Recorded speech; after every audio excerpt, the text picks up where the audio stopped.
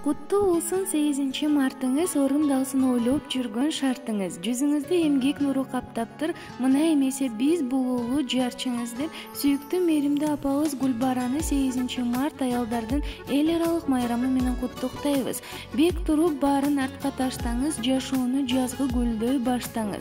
Жараткан үмүтүбүздү кабыл кылып, биз үчүн дагы 100 жыл жашаңыз. Ардактуу апа, жашоонун булагы деп эсептелген чын ден соолук, узун өмүр, бакубат жашоо, балдай таттуу турмуш тилейбиз. Бактыбызга бар болуп, жакшылыкка жар болуп, сизди дайыма кубанычтар кубалап, жакшылыктар аралап жүрсүн деп Москвадан кыздарыңыз Элнура таттуу, уулуңуз Азамат, келиниңиз күйөө балаңыз Элдияр жана Кыргызстандан Айнура кызыңар куттуктайт.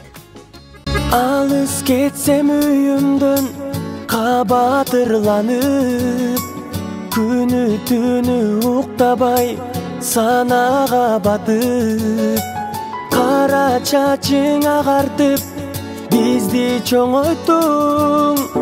Рахматымды айтсам да, таманыңдан өпсөм да, аздык кылат апакем.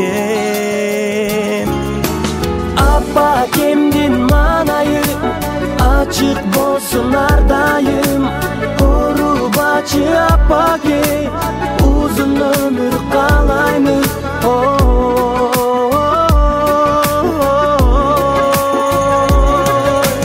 Алтын апаке, төрүбүздүн көркүсүң бейиш үйүбүз.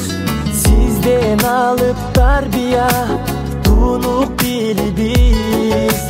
Балдарыңды чоңойттуң, урмат сыйын көр.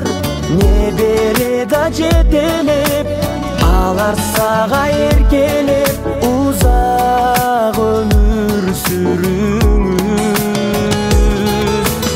Апакемдин маанайы ачык болсун ар дайым.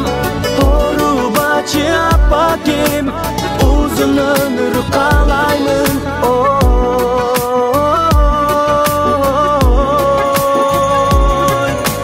Алтын апакем.